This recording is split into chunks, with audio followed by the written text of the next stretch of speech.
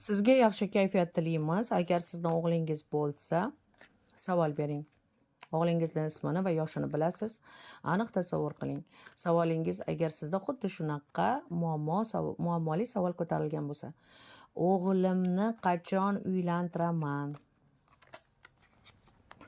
O'g'limni qachon uylantiraman? Yaxshi kelin topamanmi? Kelinim qiz bo'lib keladimi? O'g'limni qachon uylantirsam bo'ladi yoki o'g'limni qachon uylantiraman? Xuddi shu savolni bering. O'g'lingiz qanday shaxs va nega uylantirmoqchisiz?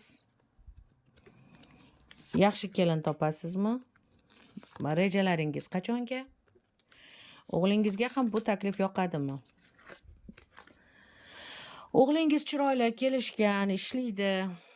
Sizni juda ham hurmat qiladi. O'g'lingizni fikri bo'yicha ham, xayolida ham birinchi o'rinda sizni gaplaringiz, mehringiz juda ham sizni hurmat qiladi. O'g'lingiz faqat sizga ishonadi. Sizga.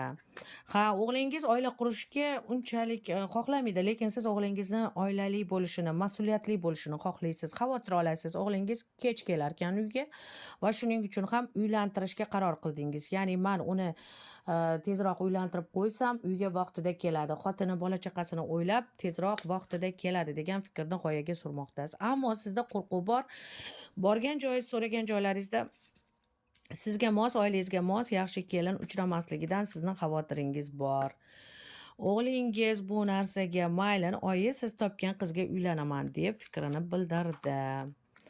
Hozircha bu narsaga o'g'lingiz unchalik xohlamayapti. Mayli, oyi qiz toping, yaxshi qiz bo'lsa mayli uylanaman degani bilan o'g'lingizda uylanish niyati yo'q. Nega o'g'lingizda uylanish niyati yo'q? O'g'lingizda hali qiladigan ishlari ko'p, planlari bor. Karyerni rost, pul va undan tashqari alohida qanaqadir uy olish. Chunki uylangandan keyin uy masalasi bo'yicha qiynalmoqchi emasda, qanaqadir uy olish. Undan tashqari o'g'lingizning oldingi gaplashgan qizi yoki yoqtirgan qizi bo'lgan, qisqa muddatli bo'lgan bu munosabat, u ham uni ko'ngliga qattiq tekkan. Bu narsalarni hozircha u istamaydi. Hatto qizlar bilan suhbatlashishga ustasi farang emas. Ustasi farang emas, qizlar bilan tanishib, tez gaplashib ketishga. Faqat hozir fikri zikri pul qilish, uy qilish, yaxshi pul to'plash, uyni remont qilish yoki o'zgartirish. Hozircha uylanmasdan oldin hammasini qilib, keyin rohatlanib yashayman.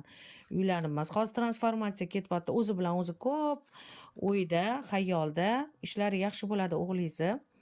Ishlari yaxshi bo'lgandan keyin uylanishga qaror qilish mumkin. Agar juda shoshilayotgan bo'lsangiz ham, baribir sizga tavsiya qilgan bo'lardik. 10 oylardan keyin uylantirishga harakat qiling. 10 oy. 10 hafta yoki masalan unashtirilgan bo'lsangiz to'y tezlashtiravering.